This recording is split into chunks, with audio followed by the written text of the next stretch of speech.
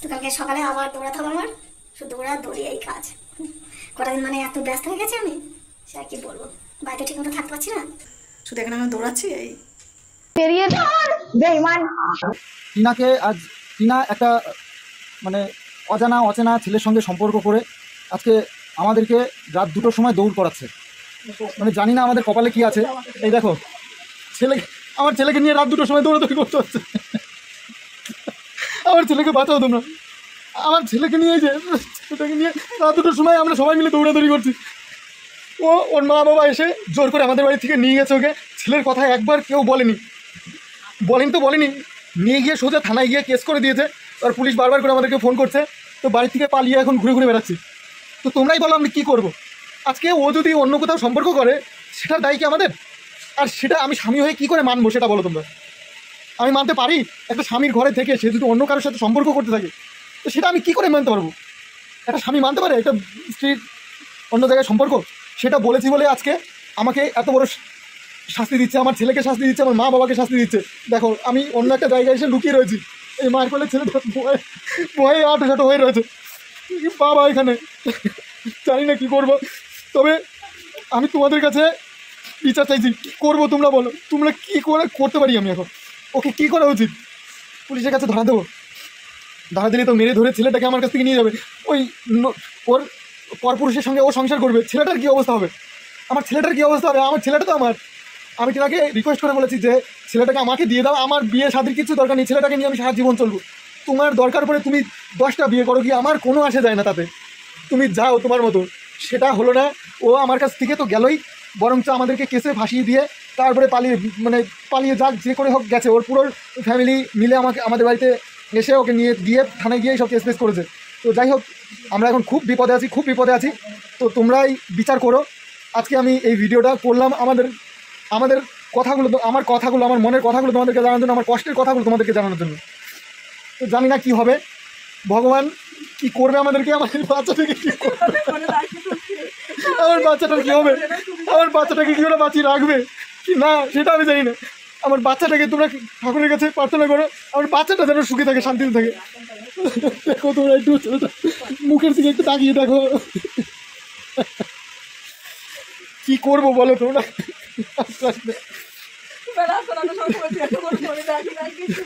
টিনা রাজরানীর মতন ছিল আমাদের বাড়িতে। বেলা 9টা-10টার সময় ঘুমের থেকে ওঠে, মা ভোরবেলা 4টার সময় উঠে যা সব কাজ সেরে, তোমরা দেখো ব্লগ যেহেতু শুরু করে 9টা-10টার আগে কোনো দিন ব্লগ শুরু করতে পারে না। তা এটা দেখেই তোমরা বুঝবে। তো দেখো এতদিনের ব্লগ দেখেছো, সেগুলো দেখো একবার সবগুলো রিপিট করে। যদি তোমরা দেখো 10টার আগে একটা ব্লগ শুরু করেছে, একটা ব্লগও 10টার আগে শুরু করে না। এতটা সময় কোথায় থাকে? আমার মা 4টের সময় ঘুমের থেকে উঠে ব্লগ মানে নিজের কাজ শুরু করে। তো সেইগুলোও কখনো বলা যায়নি, ওর নিজের মন মর্জি চলেছে। আমরা নিজেরা মিটিয়ে নেব, নিজেরা মানিয়ে নেবো বলে এতদিন তোমাদের কাছে কিচ্ছু বলিনি। আমরা নিজেরা সুখী থেকেছি, ওকে নিয়ে শান্তিতে থাকতে চেয়েছি, সংসারে শান্তিতে থাকতে চেয়েছি। কিন্তু সেটাও ওর সহ্য হলো না, আমাদেরকে কেসে ফাঁসিয়ে আমাদেরকে ফাঁসানোর চেষ্টা করছে। ওর মা বাবা সবাই মিলে, ওর ভাই, ওর মামা বাড়ির প্রত্যেকটা লোক একই মনোবৃত্তি নিয়ে সবাই মিলে আমাদের বাড়িতে হামলা করেছে রাত্রিবেলায় 2টোর সময়। মানে আমি যাক বলেছি কেন তুমি আমার বাড়িতে থেকে অন্য কারোর সাথে সম্পর্ক করছো, এইটুকু বলেছি, তাতে ও পুরো ক্ষিপ্ত হয়ে মানে ফোন তো ওর কাছে ছিল না, ওর গিয়ে মায়ের ফোন নিয়ে সেই ফোন থেকে ওর মাকে ফোন করেছে। ওর মা ছিল কৃষ্ণনগরে, মানে পুরো আটোসাটো হয়েই ছিল। ওর মা ছিল কৃষ্ণনগরে, সেখান থেকে ওর মামার ছেলেদেরকে নিয়ে, ওর নিজের দাদাকে নিয়ে এসে পুরো হামলা করে ওকে জোর করে নিয়ে গেছে। ছেলেটার কোনো একটা কথা বলেনি ছেলেটার সম্বন্ধে। এখন থানায় গিয়ে থানার ওসি না ছোটোবাবু না বড়োবাবু জানি না, ফোন করে বলছে যে ছেলে নিয়ে আমার থানায় এসো। আমি কোন ভরসায় যাবো বলো তো? আমার ছেলেটাকে কে দেখবে? আমার ছেলেটাকে নিয়ে কী করবে, মেরে ফেলবে না কি, আমি নিজেও জানি না। তো যাই হোক, তোমাদের কাছে বলে রাখলাম, ভবিষ্যতে কী হবে জানি না, বেঁচে থাকবো না মরে যাবো, আমার ছেলেটাকে বেঁচে থাকবে জানি না। তোমরা সাক্ষী থাকলে আমার এই ভিডিওটা আমি দেখো ভাবছি কিছু কিছু জিনিস না দেখে থাকতে পারি না। আমাবস্যা দেবী একবার নয় কবার যেন 3-4বার দৌড়াদৌড়ি করতে হচ্ছে। কেন ভাই এত দৌড়াদৌড়ি কিসের? আশ্চর্য ব্যাপার, এককালের কথাটা ভুলে গেছো? সন্দীপকে 498-এর কেসটা কি ভুলে গেছো? সত্যি বধূ নির্যাতনের কেস ভুলে গেছো? আরও অনেক কিছু, সেগুলো কি ভুলে গেছো? ওরে বাপরে, কত কেস না খাইয়েছো, কত কেস না খাইয়েছো, আর এখন নিজেদেরকে দৌড়াদৌড়ি করতে হচ্ছে। বাপেরও বাপ থাকে, বাপেরও বাপ থাকে, মিথ্যা দিয়ে কোনো কিছু হয় না। আজকে সেটাই কিন্তু প্রমাণ হয়ে যাচ্ছে, বুঝতে পারছো তো তোমরা? এই যে দৌড়াদৌড়ি করে বেড়াচ্ছে, আর তার মেয়ে আবার বলছে আমি নাকি সব জায়গায় প্রেম করি। প্রেম তো তুই করিসই, শুধু প্রেম নয়, তুই প্রেম করিস না, তুই নিজের দেহের জ্বালা মিটাস। প্রেম বলে না একে, একে প্রেম বলে না, সত্যি। আর মেয়েতে কি কেস না করেছে, সেই রাত্রে সেই মা, ছেলে, বাবা সবাইকে নিয়ে সে কেঁদে কেঁদে ভিডিও করেছিল, মনে আছে তোমাদের? হ্যাঁ, তোমাদের মনে নেই না? কেঁদে কেঁদে ভিডিও করেছিল সন্দীপ, এবং ভীষণ কাঁদছিল। সত্যি এটা কিন্তু আমি কোনোদিনও ভুলবো না। এই মানে কাঁদার ভিডিওটা আমি দেখেছিলাম, এবং সেটা আমি কিন্তু ভিডিওটা করেছিলাম। তাকে কলসি দিয়ে মারতে যাওয়া, কাঁথার কুড়ানির মতন গোটা বাড়িতে গিয়ে বাচ্চাটাকে না নিয়ে আসতে গিয়ে কাঁথা কুড়ানির মতন বালিশ, লেপ, কাঁথা, হ্যাঁ, চাদর, গয়না গাটি, বাসন টাসন সমস্ত কিছু আনতে গেছিল, অথচ তার বাচ্চাটাকে আনতে যায়নি। তাহলে এটা মা, হ্যাঁ, কর্মা, সব কর্মা। ভগবান একটা জিনিস কিন্তু এইখানেই দেখিয়ে দিচ্ছে, এটা কলির যুগ ভাই, এটা কলির যুগ। তাই কলির যুগে সমস্ত কিছু দেখিয়ে দিচ্ছে। এতটাই নোংরা, এতটাই নিজেকে নিজে দেখাচ্ছিল আমি খুব স্মার্ট, প্রচণ্ড ডেসপারেটলি দেখাচ্ছিল না? তোমাদের সামনে দেখাচ্ছিল তো, অনেক কিছু দেখাচ্ছিল। নিজেকে নিজে বিশাল কিছু ভেবে নিয়েছিল যে বকের কাছে গেছি আমি, আর বকের কাছে গিয়ে আমি দেখো তোমাদেরকে 498-এর কেসটা দিয়ে দিলাম, মা নানির মামলা করে দিলাম, তার সঙ্গে বধূ নির্যাতনের কেসও দিয়ে দিলাম বাবা মাকে। নিজেকে নিজে বিশাল কিছু ভেবে নিয়েছিল। আজকে ভগবান আছে, যার কারণে সন্দীপের সমস্ত কিছু দিকটাই ভালো আর ভালো হচ্ছে, খারাপ হচ্ছে না, ভালো আর ভালোই হচ্ছে। আর ভালো আগামী দিনও হবে, এইটুকু তোমাদেরকে বলে রাখলাম, ভালো আগামী দিনও হবে। সন্দীপ এতটাই বোকা নয়, এই জানোয়ার, এই নোংরা মেয়ে ছেলেটার মতো এতটাই বোকা নয়। সন্দীপের যথেষ্ট বুদ্ধি আছে, এবং জানে যে ছেলেটাকে আমাকে মানুষ করতে হবে, তাই এতটাই বোকা নয় যে তাকে তোমরা যে খারাপ বলছো না, প্রমাণ তো নেই, অথচ খারাপ বলতে খুব ভালো লাগে। প্রমাণ তো নেই, অথচ খারাপ বলছে, একের পর এক জিনিসগুলো খারাপ বলে বলে সন্দীপকে নিচু দেখানো হচ্ছে। কিচ্ছু করতে পারবে না, কিচ্ছু না, ঠিক আছে, কিচ্ছু করতে পারবে না। তার লিগ্যাল টিম সঙ্গীতা চক্রবর্তী যখন হাতে পড়েছে না, কারোর কি আর বলবো, কারোর বাপের সাধ্য নেই কিছু করার। এই যে গামলার বাপের সাধ্য নেই, গামলার ওই ফোগলা দাদারও, সরি ফোগলা বলছি, ওই বক দাদারও বাপের সাধ্য নেই কিছু করার, ঠিক আছে? এইটুকু তোমাদেরকে বলে রাখলাম। ওই বকদাদারও বাপের সাধ্য নেই। বকদাদা মিথ্যা কথা বেশি বলে, মেয়ে ব্যবসা করে তো, তাই মিথ্যা কথাটা বেশি বলতে হয়, বুঝলে? তো ভিডিওটা কন্টিনিউ দেখতে থাকো, অনেক কিছু বলবো। আজকে এই দৌড়াদৌড়ি কেন করতে হচ্ছে, কেন এই সকাল হলেই গামলার ফ্ল্যাটে দৌড় মারছে, কেন তার বাবা মাকে নিয়ে কোর্টে দৌড় মারছে, ভাই এটা তো চক্কর, তাই না? এটা তো গোল পৃথিবী, বলি না আমরা, একদিন না একদিন তোমার সঙ্গে আমার দেখা হবে, এরকম বলি না? তো সেরকম এটা তো গোল, তাই না? কখন গিয়ে যে ঘড়ির কাঁটাটা আবার 12টার কাছে গিয়ে দাঁড়াচ্ছে সেটা কিন্তু জানে না কেউ। সত্যি একটু দেখো তো, ভেবেচিন্তে দেখো তো, সেই 12টা থেকে স্টার্ট হচ্ছে, আবার 12টা থেকে আবার গিয়ে 12টায় গিয়ে দাঁড়াচ্ছে। তাও ঘড়ির কাঁটা যেমনি ঘুরছে তেমনি কিন্তু সমস্ত কিছুটাই ঘুরছে, তাই না? আসলেই দেখ কেমন লাগে, দেখ কেমন লাগে, জানোয়ার মেয়ে ছেলে। কেমন আছো তোমরা সবাই? নিশ্চয়ই ভালো আছো, আমিও ভালো আছি। আর এরা হচ্ছে ভালো নেই, এখন দৌড়াদৌড়ি করতে হচ্ছে, তো ওই জন্য ভালো নেই। এই সন্দীপকেই অনেক কিছু করতে চেয়েছিল, এই সন্দীপকেই পিষে মারতে চেয়েছিল এই লিগ্যাল টিম, এই সন্দীপকেই অনেক জায়গা থেকে অনেক কিছু। না, আমি ওর দিদির নামটা কখনোই জড়াতে পারবো না, ওর দিদির নামটা কখনোই জড়াতে পারবো না। এই যে যেটা বক বলেছিল আমাদেরকে যে ওর দিদি নাকি ব্যাঙ্গালোর থেকে ওর দিদি নাকি কিছু মানুষকে কিছু কি জানা বেশ বলেছিল, সেই মানুষকে নামিয়েছে এবং কেসটা হ্যান্ডেল করাচ্ছে। এটা কেন বলেছিল এইবার আমি বুঝতে পারছি যে এইটা ও নিজেই এইটা করছে কিছু মানুষকে দিয়ে, সমাজসেবককে দিয়ে। হ্যাঁ, ও নিজেই করছিল এই কাজটা। আজকে ও নিজেই এই কথাটা আমাকে বলেছিল যে ওর দিদি নাকি করাচ্ছে। ফালতু ফালতু মেয়েটাকে সবাই ছিঁড়ে ছিঁড়ে খাচ্ছিল, ফালতু ফালতু, তাই না? এই যে সন্দীপের দিদিকে ফালতু ফালতু কিন্তু ছিঁড়ে ছিঁড়ে খাচ্ছিল। কিন্তু আসল ভিলেন যে বক, সেটা কিন্তু কেউ জানে না। বক কিন্তু ঢুকে এই ফোকলাকে তাড়িয়েছে, মারধর করিয়েছে, রীতিমতো তাকে ফ্ল্যাট থেকে ওকে বার করিয়েছে। কে করিয়েছে? সব বক। বকের কায়দা আছে বস, আইফোন নিতে হবে, টার্গেট কিন্তু সেই জায়গায়। কিন্তু ফোকলা থাকলে আইফোন নিয়ে তো দূরের কথা, সেই যে বলল যে আমি গামলার এক্সিকিউটিভ নাকি কি বলছিল, হ্যাঁ সে নাকি ম্যানেজার, হ্যাঁ সে নাকি ম্যানেজার, হ্যাঁ সমস্ত কিছু দেখাশোনা করে।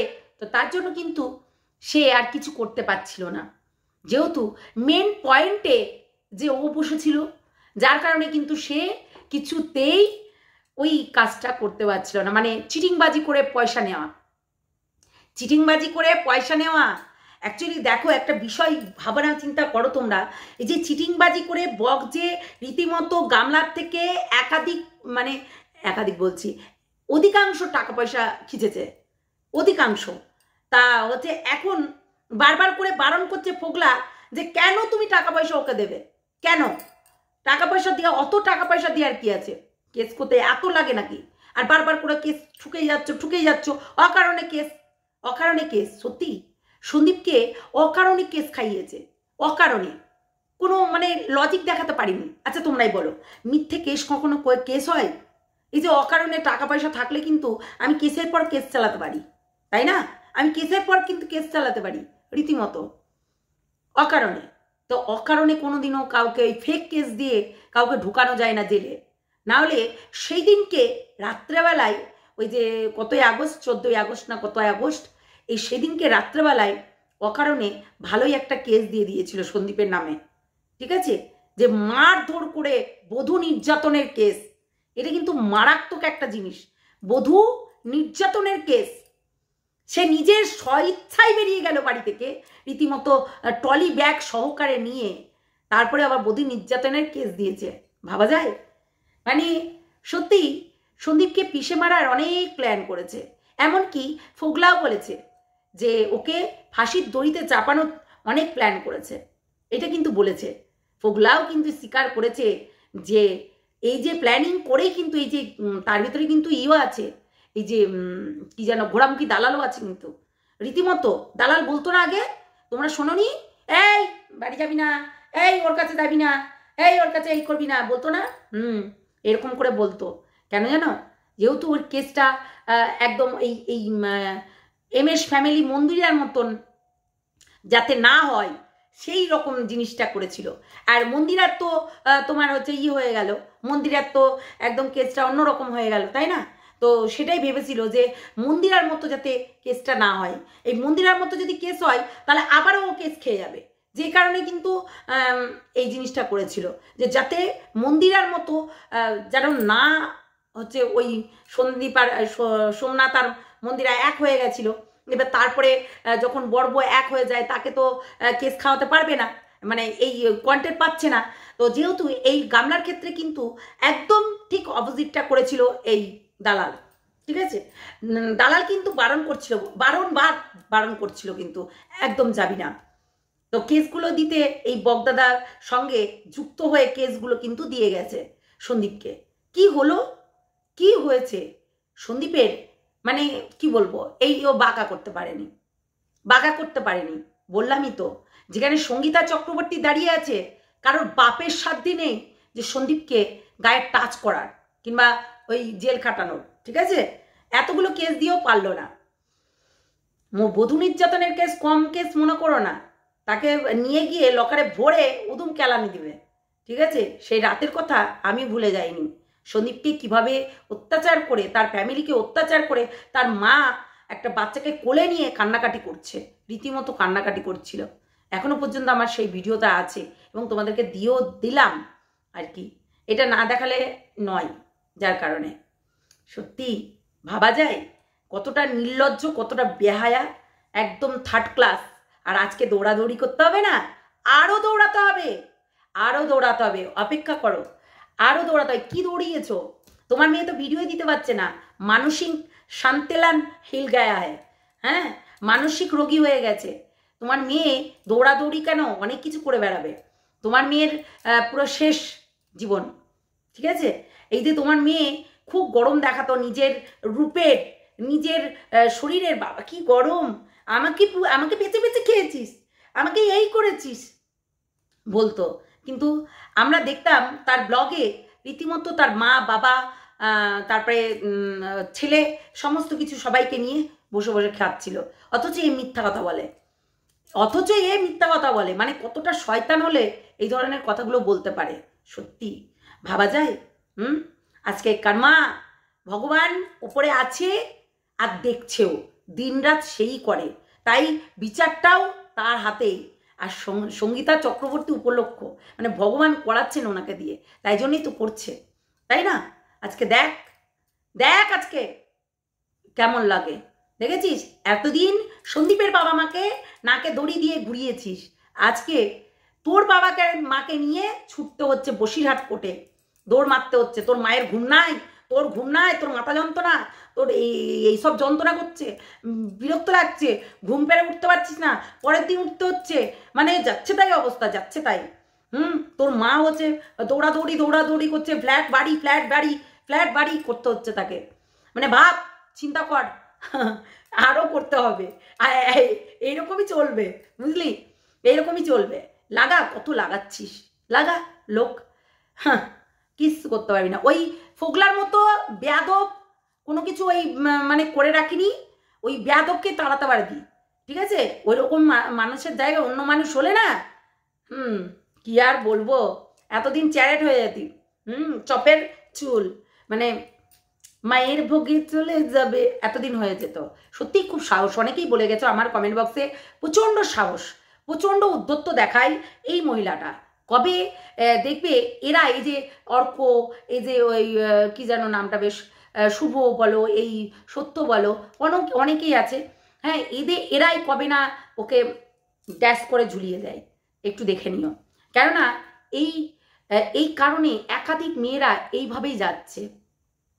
তোমরা নিশ্চয়ই নিউজগুলো দেখতে পাচ্ছ যে প্রেমিক একটা প্রেমিকের সঙ্গে হলো না, আর একটা প্রেমিকের সঙ্গে ধরছে, হাজবেন্ড তো একটাই থাকছে কিন্তু প্রেমিক অনেক, তাই না? তাই প্রেমিকদের সঙ্গে প্রেম করতে গিয়ে নিজেরাই ড্যাশ হয়ে যাচ্ছে, নিজেদের শ্রীচৈতন্য হয়ে যাচ্ছে, ব্যাস উপরে চলে যাচ্ছে। তো সেটাই হবে, এই কাম লালসা এইগুলো মিটাতে গিয়ে নিজেরাই চ্যারেট হয়ে যাচ্ছে, এটাই হবে, এটাই বাস্তব। দেখেছো, তাকে ডিপ্রেশনে চলে যাচ্ছে, তার মাইন্ডটা অন্যরকম হয়ে গেছে, কখন খাচ্ছে কখন না, কখন ঘুমোচ্ছে কখন জাগছে তার ঠিক ঠিকানা নেই, এবং মাতাল হয়ে গেছে, একটা মাতাল, একটা মানে বাড়ির পুরুষরা ওই যে বলে না যে ডিপ্রেশনে চলে যায় কিংবা চিন্তাধারা হয়, তখন কিন্তু একটু ওই 2-4টে সিগারেট ফুঁকে আসে, কিন্তু মদ খেয়ে চলে আসে, তারপরের দিন আবার ঠিক হয়ে যায়। কিন্তু এই মাতাল সেই মাতাল নয়, এই মাতাল অন্যরকম মাতাল। একটু ভাবনা চিন্তা করতে হবে এর মা বাবাকে। সত্যি মেয়ের কাম লালসা মিটাচ্ছে, তাই বলে পয়সা ইনকাম করছে বলে বিশাল কিছু না, কিন্তু ফেসবুক, ইউটিউব, এখান থেকে টাকা ইনকাম করছে প্রতিদিন। আজকে দেখো যেমন ভিডিও দিয়েছে 4 মিনিট 57 সেকেন্ড, তার আগের দিন 6 মিনিট কত সেকেন্ড দিয়েছে। তো এইরকম করে তাকে ভিডিও দিতে হচ্ছে, কিন্তু সন্দীপের জায়গায় সন্দীপ একদম ক্লিয়ার। তারপরে আমাদের তো ছোট ব্লগার একদম শুরু হয়ে গেছে, হ্যালো বন্ধুরা, দেখেছো কি সুন্দর করে, ওকে বোঝাতে হয়নি, ওকে বলতে হয়নি হ্যালো বন্ধুরা, ঠিক আছে, ওকে বলতে হয়নি, তার শিক্ষা, তার পারবরিশ, তার হচ্ছে মানে জ্ঞান, সমস্ত কিছু বোঝাই যাচ্ছে যে সন্দীপ একদম পারফেক্ট দিকে ছেলেকে নিয়ে যাচ্ছে। এটাই দরকার, এইটাই দরকার, বুঝলে? যত সব এই তো দৌড়াদৌড়ি করতে হচ্ছে, কি আরো দৌড়াদৌড়ি করতে হবে, বুঝলে ছাচ্ছু মা? এই আমার বাচ্চা, হ্যাঁ তোমার আরো দৌড়াদৌড়ি করতে হবে, ওয়েট করো। তুমি কি দৌড়িয়েছো? আরো দৌড়াদৌড়ি।